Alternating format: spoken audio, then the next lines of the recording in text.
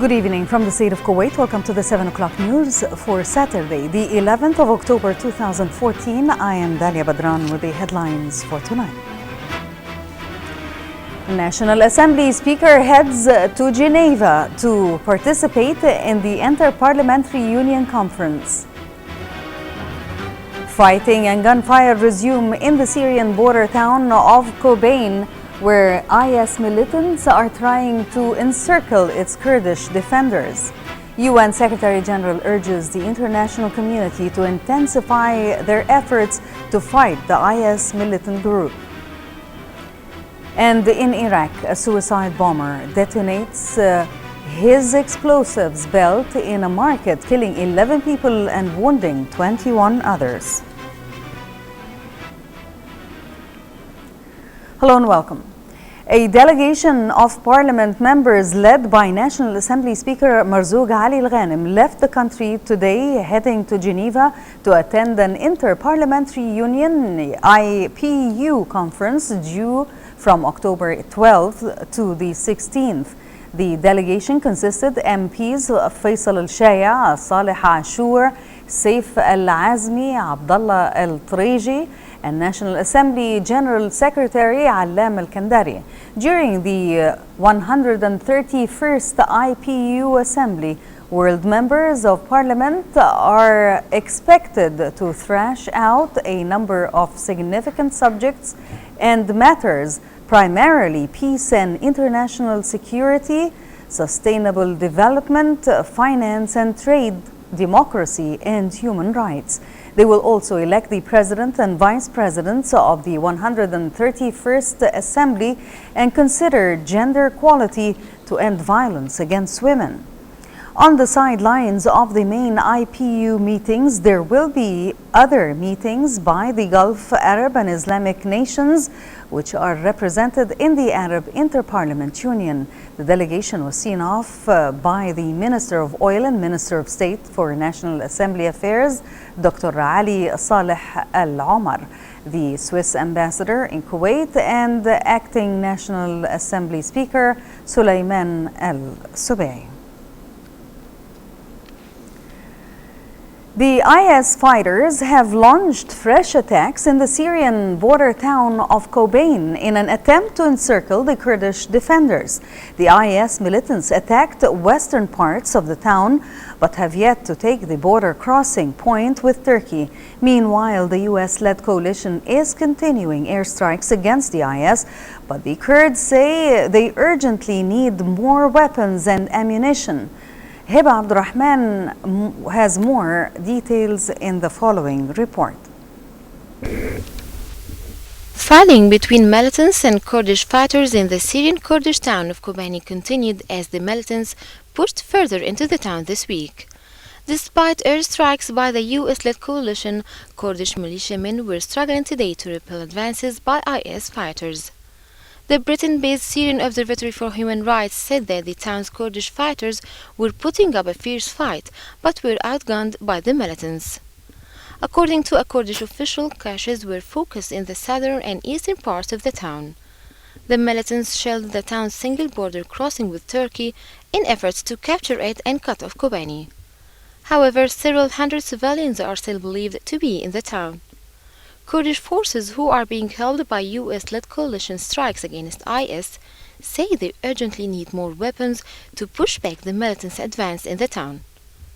Since the IS launched their onslaught on Kobani in mid-September, at least 500 people have been killed and more than 200,000 have been forced to flee across the border into Turkey. In Iraq, officials in western Anbar province made an urgent appeal for military help, saying the area could fall to IS militants in days.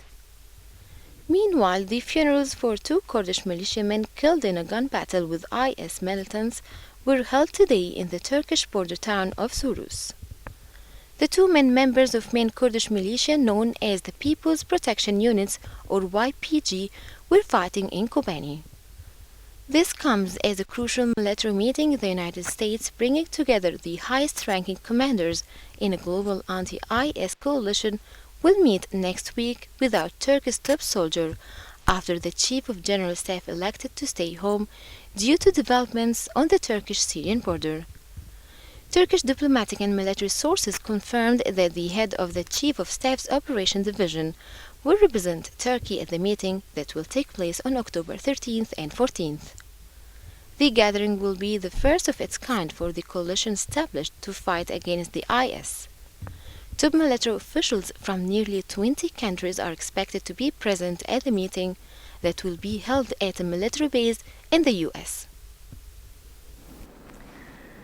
UN Secretary General Ban Ki-moon urged the international community to intensify their efforts to stop the IS militant group that has swept through parts of Iraq and Syria since June. Ban told a press conference in Tunis that he is urging the leaders of the several countries, whoever may have capacity and means, to do all what they can to fight the militant group.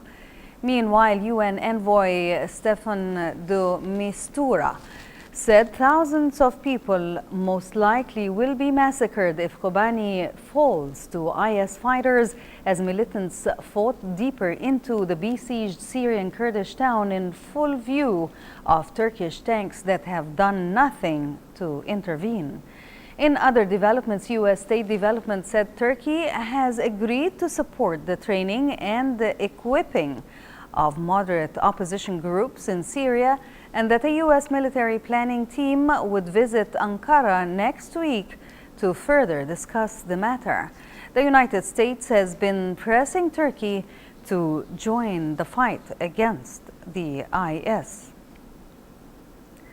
In Iraq, a suicide bomber detonated his explosives belt in a market north of Baghdad today, killing 11 people and wounding 21 others. Medical and police officials said the attack took place about 28 kilometers north of the capital. The area has been the scene of clashes between Iraqi forces and the IS fighters who have taken control of large sections of northern and western Iraq this year. In other violence, 4 Iraqi soldiers died in a friendly fire incident in the town of Odaim, 80 kilometers northeast of Baghdad. The soldiers who had been wounded by the IS fighters were being taken to a hospital when militia volunteers who mistook them for insurgents fired a rocket-propelled grenade at their vehicle. The Palestinian Authority prepares to hold the International Conference for the Reconstruction of Gaza together with Egypt and Norway in Cairo, and as part of the readiness to launch a 5-year plan for the reconstruction, the Palestinian Authority announced it will resume partial responsibility on the Gaza border crossings. More with Fatma Abdul Karim from Gaza. Egypt and Norway begin tomorrow the 3rd International Donor Conference for the reconstruction of Gaza after the devastating losses of the latest Israeli aggression on the besieged Strip, to be held in Cairo. The conference aims at allocating necessary aid for the Palestinian people worth about $4 billion for a 5-year plan to rebuild Gaza. The main objective to have a political international coalition or alliance to support Gaza versus the Israeli blockade and the stagnation that was imposed on the Gazan economy because of this blockade. The start of the conference tomorrow in Cairo coincides with the start of a UN-brokered mechanism to allow shipment of construction goods into the Gaza Strip, while Palestinian Authority forces and personnel take partial responsibility of Gaza's border crossing. Following the Palestinian government's meeting in Gaza on Thursday, the cabinet's deputy prime minister announced that they will deploy Palestinian inspectors on the Gaza side of the borders as of Sunday to oversee the imports. Meeting in Gaza was a strong message from the Palestinians to the donors that we are one party and we are ready to start the reconstruction. It was a message to the Israelis as well that we are serious about the reconstruction and we need to facilitate this mission. But as we know, the conflict is not over yet. The Palestinians fear that the new national reconstruction plan would fall apart fragile in the face of the hardline Israeli politics and its destructive military machine. Shall there be no additional guarantees? While the Palestinian Authority seems to be in control of the situation after the latest Israeli aggression on Gaza, joining hands with Hamas after a 7-year-long divide, Palestinians still hope they'd be able to break off the cycle of war and reconstruction once and for all. Fatma Abdelkarim, Kuwait TV, Ramallah, Palestine. Thank you, Fatma. A car bomb killed one person and wounded another in Libya's eastern city of Benghazi, with neither the authors nor the motive immediately clear. The car blew up outside the Tibitsti Hotel in a square popular as a gathering place for demonstrations in support of Libya's army in a city almost entirely controlled by fighters. The elected parliament has been holed up in Tobruk, east of Benghazi, since the government lost control of the capital Tripoli to an armed group from the west of the country in August.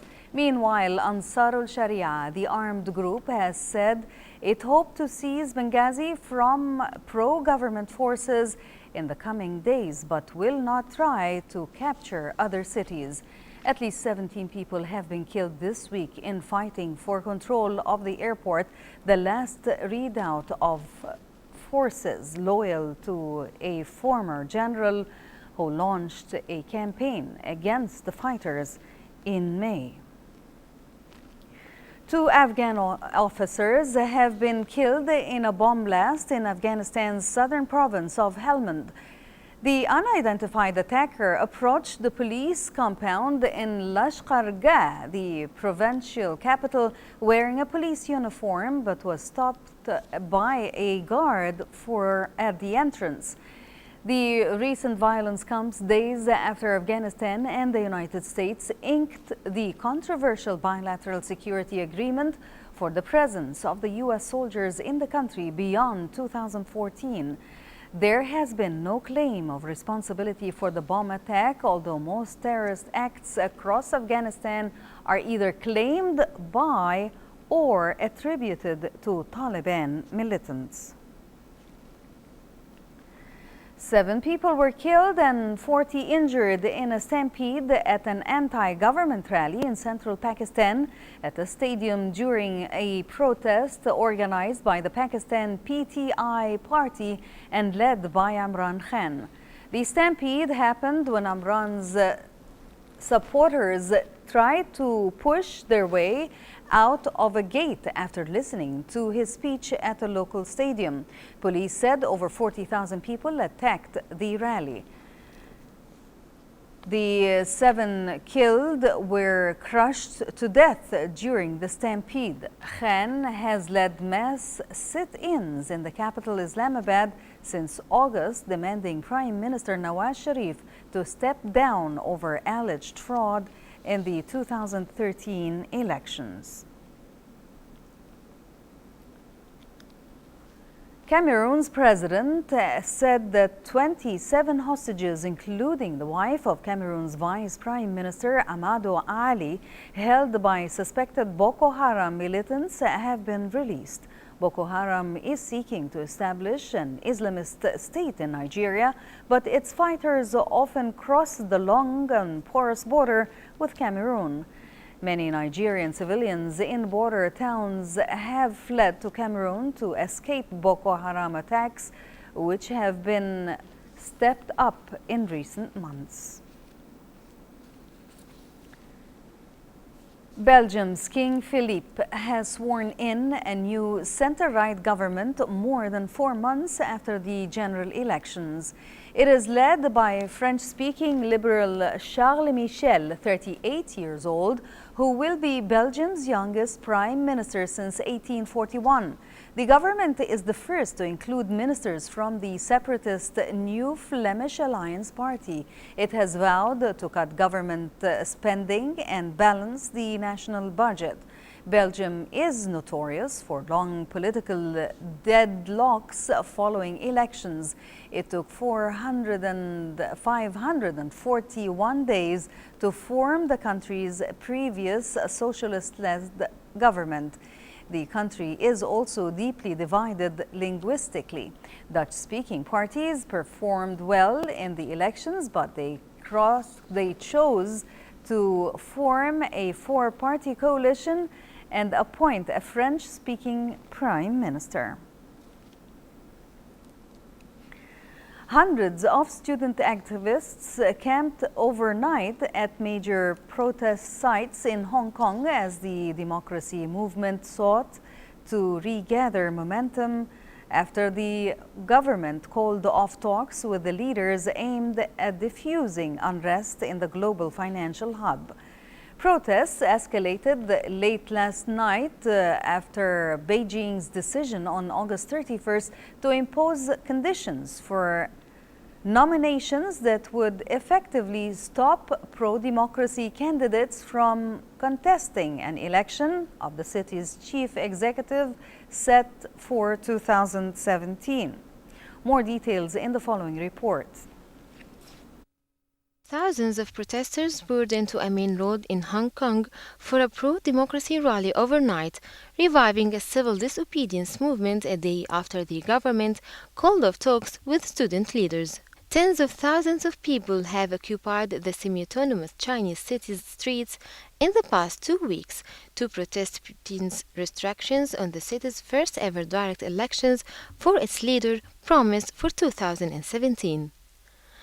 China's capital said that a 1,200-member committee stacked with pro-government elites should nominate 2 or 3 leadership candidates before the public votes. However, the protesters insisted this gives them no real choice and do not amount to genuine democracy. The students and activists demanding a greater say in choosing the city's leader have vowed to stay until the government responds, while the government has repeatedly urged protesters to withdraw from the streets and allow the city to return to normal.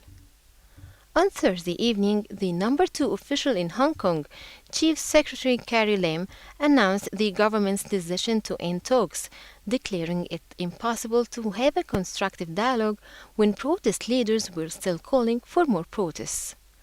Lam renewed the government's call that the illegal occupation activists must stop. When the government cancelled the talks, it said grounds for dialogue had been severely undermined by the students' call for more people to occupy streets. Protest numbers had dwindled in recent days across the 3 main protest zones in Hong Kong. Students nevertheless continued to barricade off large swathes of critical road junctures across the city, demanding that their calls for the universal suffrage be taken seriously. The resurgence came after a week that saw flagging support for the protests, which have blocked off main roads and streets in 3 of Hong Kong's busiest areas for 2 weeks. Some of the roads have reopened to traffic, but a main thoroughfare through the heart of the business district remains occupied. It was unclear how long Hong Kong authorities will tolerate the occupation or how the standoff might be resolved. For now, however, the police presence remains thin, with authorities seemingly reluctant to risk fresh flare-ups. Japan was bracing for destructive winds and huge waves as a powerful typhoon moved on today towards the southern islands of Okinawa. The death toll from the powerful typhoon has risen to 9. Meanwhile, today, flights were cancelled and ground transportation was also halted.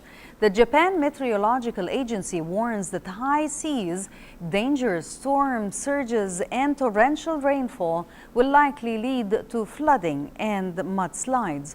Typhoon Fong is expected to reach Okinawa tomorrow with winds up to 162 kilometers per hour.